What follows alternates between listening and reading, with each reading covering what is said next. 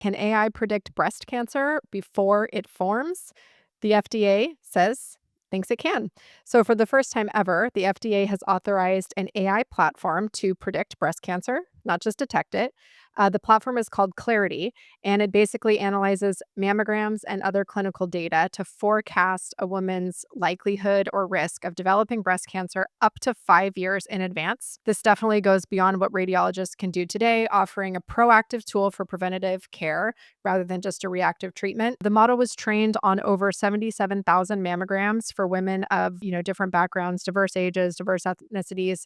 FDA authorized a follow-up study so that Clarity could identify high-risk patients more effectively than existing risk models. The company behind it, White Rabbit AI, says this approval marks a historic shift in how we approach women's health, moving from detection to prediction. And I think so much to love in this story. Preventative healthcare, I think, is like a big challenge to solve. We do great at treating the diseases, but imagine if we could just prevent them from happening in the first place, and AI can help with that, and perhaps it's here. It surprised me to find that the mammograms really weren't used in prediction of risk in the future. They're used for detection, and then the risk is almost all family history, personal medical history.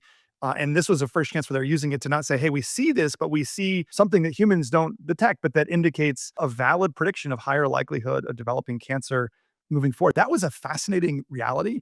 Although it really does ask the question, reminds me of all the 23andMe and the debates about like, how much do you want to know that you're slightly like how much elevated risk do you before it starts to get in your head more than it gives you actionable intelligence on what you want to do. It's certainly that the preventive care is, I think, a very useful direction, but also raises all these interesting questions about how much you really want to know, how certain you really, how much higher of a risk before the downsides of being nervous about the thing that hasn't happened yet outweigh the benefits of being able to do something about the thing that might. Yeah, well, I think like the biggest thing is like, is there an actionable something you can do differently that's going to help change the outcome? And I think that this is a perfect use case where, yes, there is, you can get screened more frequently.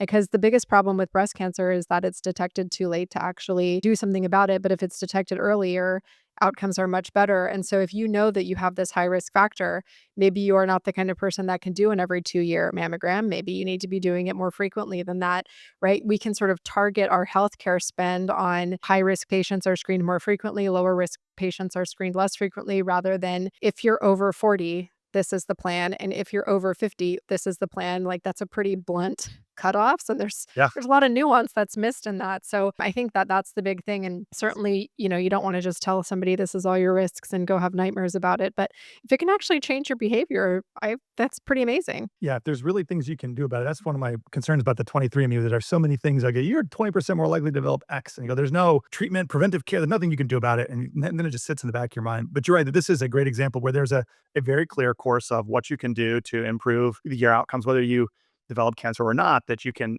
change behaviors that make it more likely you'll find it earlier and therefore have better outcomes. That's a great. I love to see this, and again, it's we say this almost every week, but I love the non-large language model use cases of AI that are impacting real world experiences, not just kind of, white collar intellectual work or curiosity or Google searches, but interacting with science and medicine and education. I think it's a great example of that. Yeah, for sure.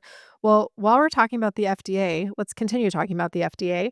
Is AI about to revolutionize this government bureaucracy? The FDA just launched a custom AI assistant to help its staff move faster, make better decisions, and it's already live. And I did not expect that I would say this. It was delivered early, not on time, and under budget, which is not something you usually say about government launches. But let me tell you a little bit about it. The US Food and Drug Administration has officially rolled out Elsa, which is a secure generative AI tool designed to boost the efficiency of its workforce, from scientific reviewers to field investigators.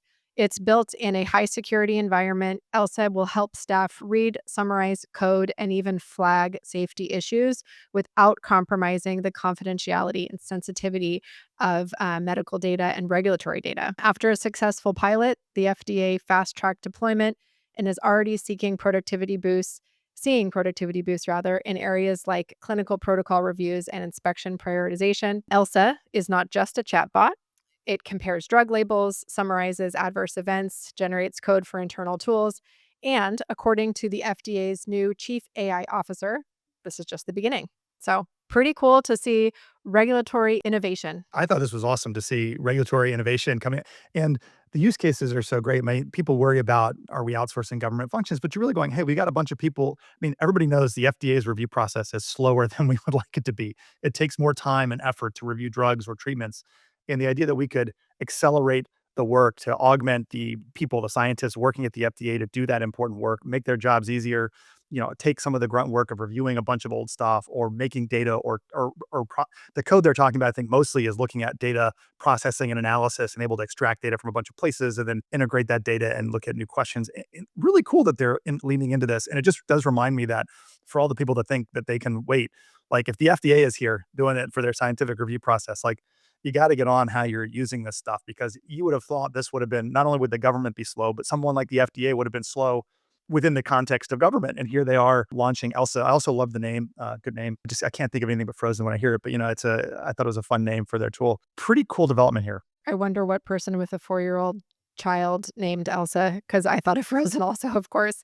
But, I think it is a very good, cautionary tale for business leaders. If you are moving slower than the FDA, that is not where you wanna be. So, consider what you can use, what AIs you can use to sort of fast track things in your business. It wasn't clear to me what model they were using, but the clear work, and I've talked to some companies with this now, of integrating your own custom proprietary data sets. So you're not just using ChatGPT, but you're able to use the LLM tools to query across a large corpus of internal information. It's not easy to do. It's not as simple as uploading a bunch of PDFs or pointing at a database. There is some work to process the data to make it available to an LLM in the right format, how to turn queries into the right searches across that corpus of data.